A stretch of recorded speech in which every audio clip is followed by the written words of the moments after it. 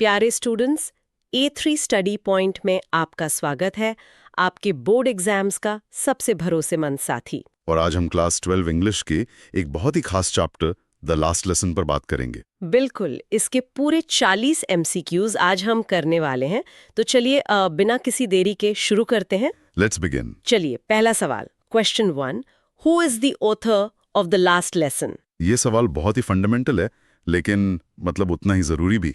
लेखक का नाम याद रखना बोर्ड एग्जाम्स के लिए बहुत क्रिटिकल होता है। हाँ, इस पे क्वेश्चन आता ही आता है। तो ऑप्शंस हैं A. Jane Austen, B. Rabindranath Tagore, C. None, D. Alphonse Daudet. और सही जवाब है D Alphons डॉडेट।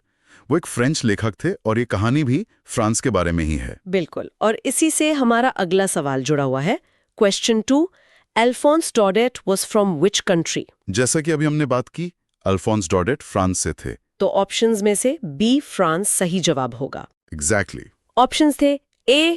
India, B. France, C. England, D. New Zealand.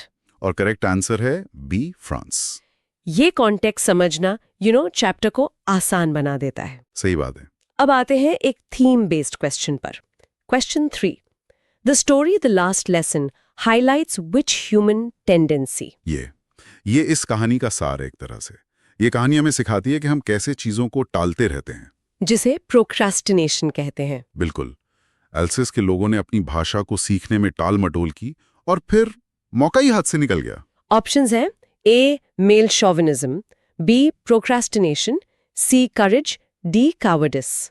और the correct answer is B procrastination. इससे एक बहुत बड़ी सीख मिलती है, अपनी पढ़ाई कभी नहीं टालनी चाहिए। बहुत सही कहा।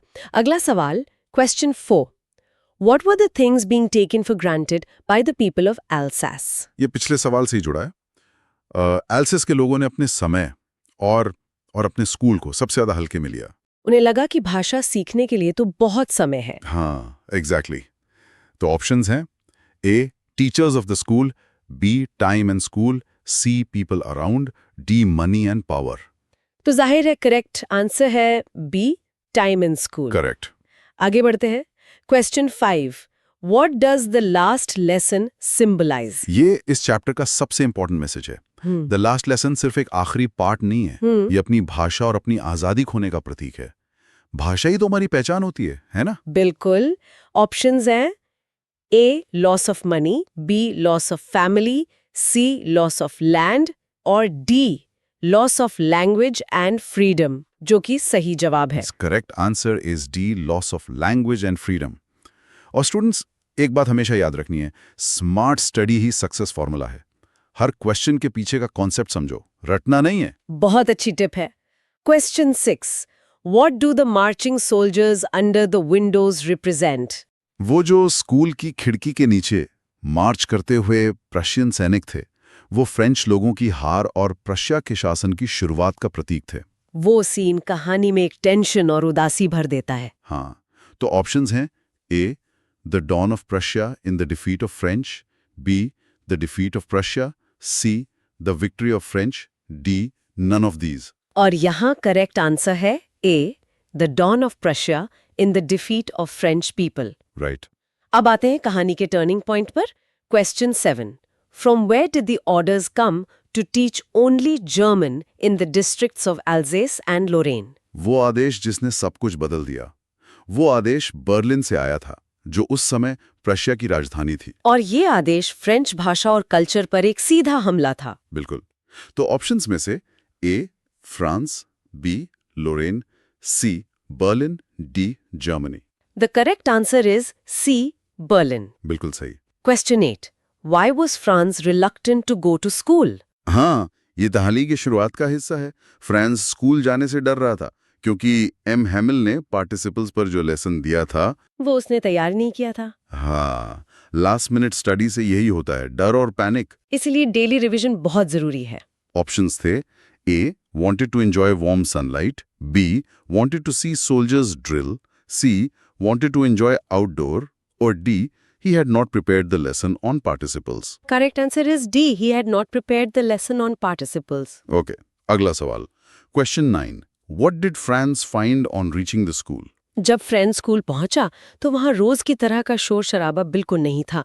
सब कुछ एकदम शांत था। संडे मॉर्निंग की तरह। हाँ, ये स्ट्रेंज क्वाइटनेस, ये एक बहुत इंपॉर्टेंट डिटेल है। ये बताता है कि कुछ बहुत अलग होने वाला है। ऑप्शंस हैं A people were dancing, B school was closed, C police was patrolling और D there was a strange quietness, जो कि सही जवाब है। Correct answer is D. अब question 10, who had occupied the back benches in the class? ये भी उसी सीन का हिस्सा है। क्लास की जो पिछली बेंचेस थीं, जो हमेशा खाली रहती थीं, उस दिन गांव के बड़े बुजुर्गों ने भर रखी थी। वे एम हैमिल को उनकी 40 साल की सेवा के लिए धन्यवाद देने और अपनी भाषा के लिए अफसोस जताने आए थे। बिल्कुल। तो ऑप्शंस में से A weak students, B teachers, C monitors of the class और डी विलेज एल्डर्स, जो कि सही जवाब है। Correct answer is D village elders.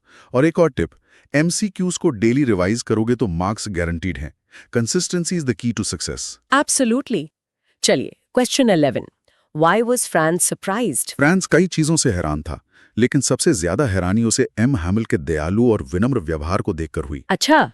रोज डांटने वाले एम हैमिल उस दिन बहुत शांत और जेंटल थे, जो फ्रांस के लिए बहुत अनएक्सपेक्टेड था। ऑप्शंस देख लेते हैं। A because of village elders, B because of police patrolling, C because of students behaviour, D because of M Hamel's kind and polite behaviour. और करेक्ट आंसर है डी, एम हैमिल का बदला हुआ व्यवहार। Got it. Question 12.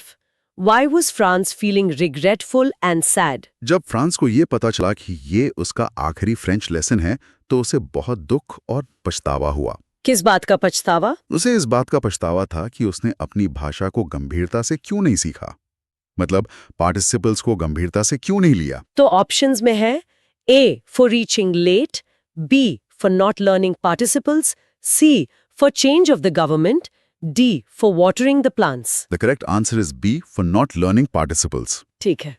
Question 13.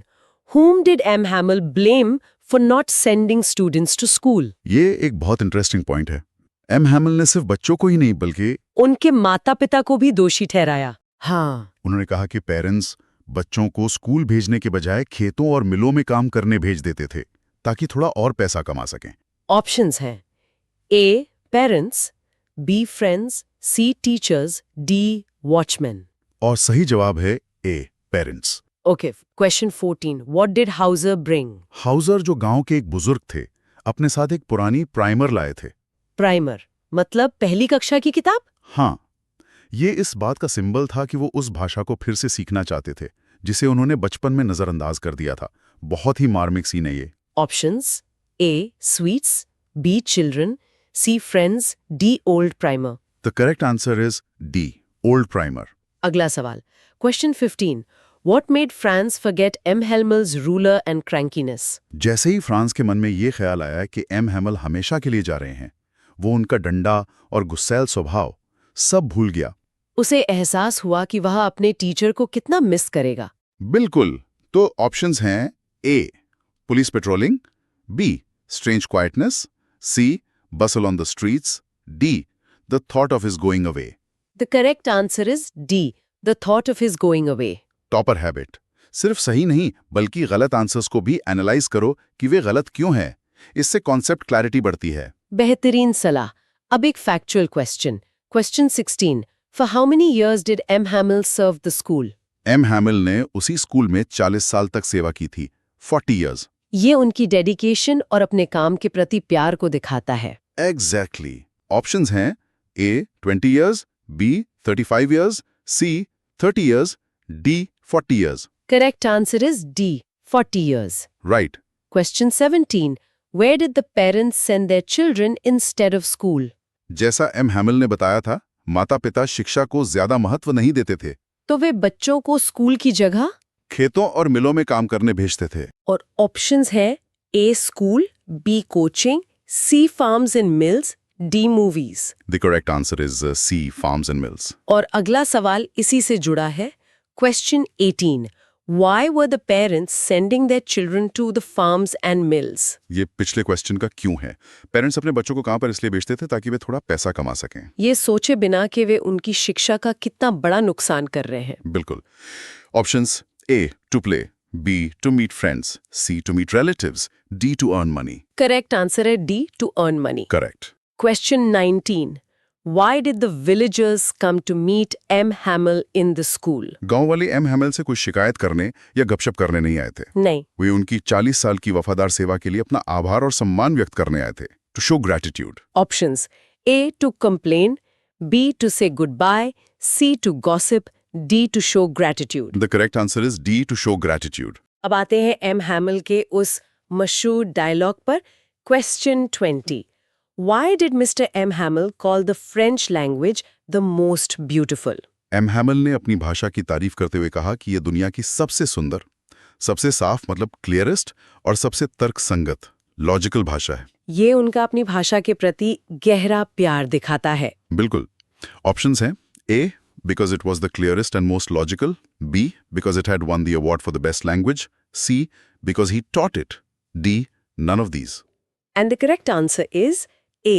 Because it was the clearest and most logical. Right. Question 21. What was Franz expected to be prepared for at school that day? ये question मुझे लगता है पहले भी आ चुका है, जो दिखाता है कि ये कितना इंपॉर्टेंट है। हाँ, ये बहुत जरूरी पॉइंट है। फ्रांस को उस दिन पार्टिसिपल्स के नियमों पर तैयारी करके आना था, जो उसने नहीं किया था। Options: A. A history lesson, B. A poem recitation, C. Participles, D. A dictation. The correct answer is C. Participles. Okay. Question 22. When people are enslaved, what key do they have to the prison according to M.H. Hamill? मत M हैमिल के अनुसार जब कोई गुलाम होता है तो उसकी मातृभाषा मदर टंग ही उसकी जेल की चाबी होती है। बहुत पावरफुल बात है ये। जब तक वे अपनी भाषा को पकड़े रहते हैं तब तक उनके पास आजादी की उम्मीद होती है। Options है A. Their behavior, B. Power, C. Aggressiveness, D. Mother tongue. The correct answer is D. Mother tongue. अगला सवाल, Question 23. What did Franz notice that was unusual that day? ये भी हम डिस्कस कर चुके हैं। उस दिन जो बात सबसे अनयूजुअल थी वो थी स्कूल में छाई हुई शांति, द क्वाइटनेस। फ्रांस को इसी शांति से अंदाजा हो गया था कि आज कुछ गड़बड़ है। हाँ, तो ऑप्शंस में से A. Quietness in the school, B. Soldiers in the school, C. Crowd in school, D. All of these. The correct answer is A. Quietness in the school. Perfect. से आया आदेश ने स्कूल का पूरा माहौल बदल दिया था। स्कूल में एक अजीब सी शांति और उदासी थी, क्योंकि यह सबका आखिरी फ्रेंच लेसन था।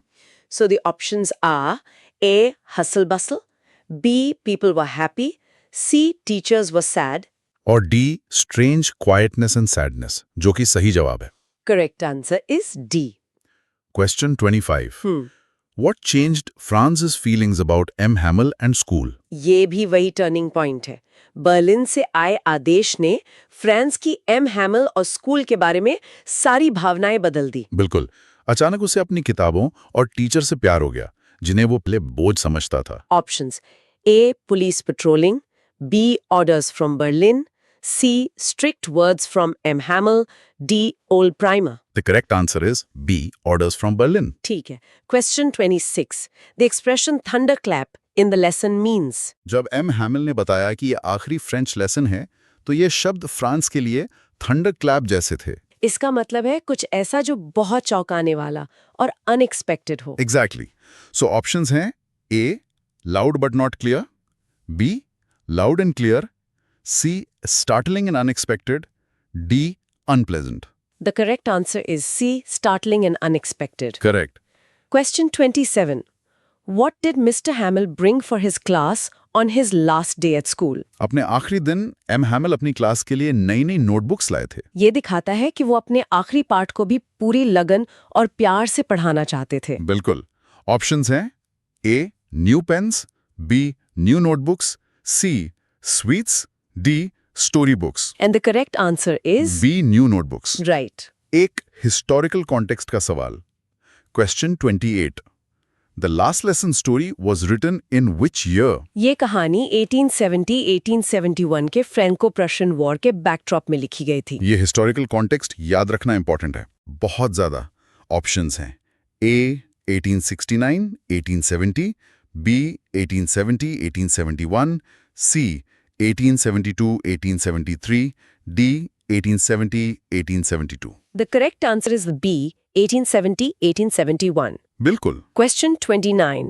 Don't go so fast, you will get to your school in plenty of time means जब लोहार वॉचटर ने फ्रांस से ये कहा तो वो उस पे तंज कस रहा था, सरकाज़म था। उसका मतलब था कि अब जल्दी जाने का कोई फायदा नहीं क्योंकि अब तुम स्कूल काफी जल्दी पहुंच जाओगे और कुछ भी मिस नहीं करोगे, मतलब अब सब कुछ बदल चुका है। ऑप्शंस हैं A, getting late, B, very early, C, not early, D, early enough. The correct answer is D, early enough. Question 30. What was there in front of the bulletin board? Bulletin board के सामने हमेशा की तरह भीड़ जमा थी। पिछले 2 सालों से सारी बुरी खबरें वहीं से आती थीं। हाँ, तो ऑप्शंस में से A, children, B, police, C, hawkers और D, a crowd. जो कि सही जवाब है। Correct answer is D, a crowd. Question 31.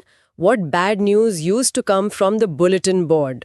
Bulletin board, जैसा हमने कहा, बुरी खबरों का केंद्र था। वहां से हारी हुई लड़ाइयों की खबर, द ड्राफ्ट मतलब सेना में जबरन भर्ती, और कमांडिंग ऑफिसर के आदेशों जैसी सभी बुरी खबरें आती थीं। तो ऑप्शंस है A, lost battles, B, the draft, C, orders of commanding officers, D, all of these. The correct answer is D, all of these. Question 32. Which language would the students study from the next day? Berlin से आए आवेश के अनुसार अगले दिन से अल्सेस और लोरेन के स्कूलों में सिर्फ जर्मन भाषा पढ़ाई जानी थी। Options A, English, B, German, C, Dutch, D, Spanish. The correct answer is B, German. Question 33. What does the expression in great dread of scolding mean?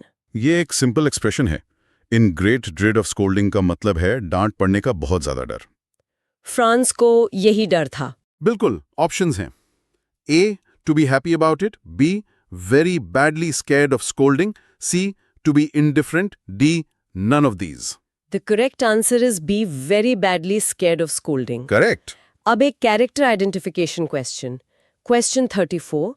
Who out of the following is not one of the characters in the story, The Last Lesson? France, Houser और हैमिल, ये तो कहानी के मुख्य पात्र हैं। हाँ, लेकिन टॉम नाम का कोई कैरेक्टर्स कहानी में नहीं है। Exactly.